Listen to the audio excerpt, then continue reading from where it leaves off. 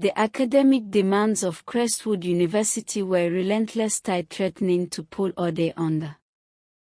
Back in Nigeria, he had been a star, his ability to absorb and synthesize information legendary among his peers.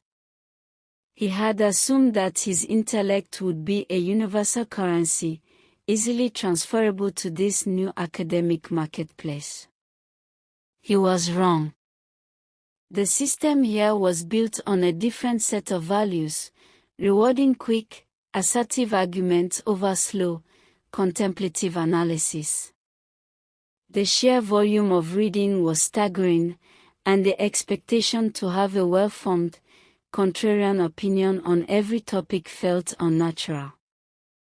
He was used to studying to understand, to absorb knowledge as a whole. Here, it felt like he was expected to cram information simply to regurgitate it in a debate or on an exam sheet.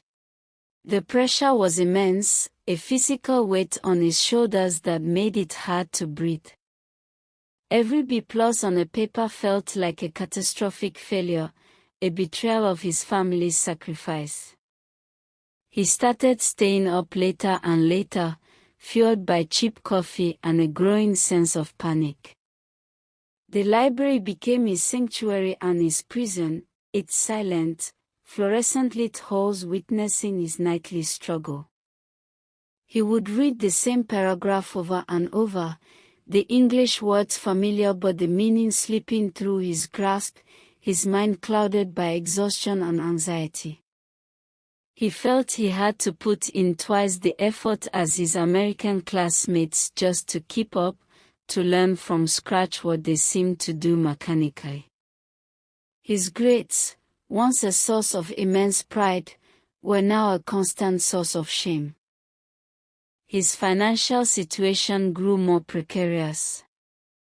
The part-time job he finally found, washing dishes in the back of a greasy diner, paid barely enough to cover his rent and groceries. The hours were long and grueling, leaving him exhausted and with even less time to study.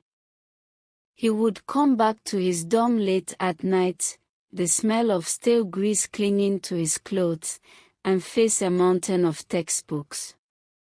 The stress was a vicious cycle. His financial worries made it hard to focus on his studies, and his poor academic performance made him fear losing his scholarship and his visa, which in turn amplified his financial panic. He was caught in a trap, and the walls were closing in.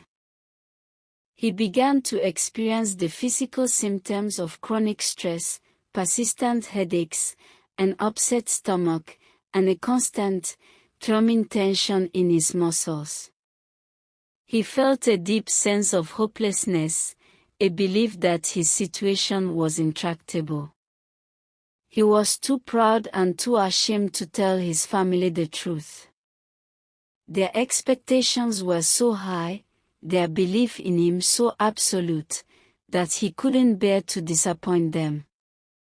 The cultural stigma around mental health struggles in his community made seeking help from the university's counseling services feel impossible.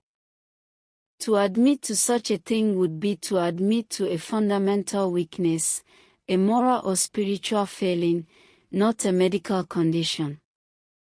So he suffered in silence, convinced he was the only one. It was during one of these desperate, late-night study sessions, with the words on the page blurring into an incomprehensible mess, that the first temptation arrived. It came in the form of his roommate, Josh, who was cramming for a chemistry exam. Seeing Ade's exhausted face, Josh casually offered him a small blue pill. "Adderall," he said, shaking it from a prescription bottle. "It's like 5 cups of coffee, but without the jitters. Helps you focus." Ade hesitated, a lifetime of his mother's warnings about drugs echoing in his mind. But the desperation was a stronger voice. He looked at the pile of unread books, thought of the upcoming midterm he was sure he would fail, and felt the crushing weight of his family's expectations. This wasn't about getting high, he told himself. This was about survival. It was a tool, a way to bridge the gap between who he was and who he was supposed to be. He took the pill.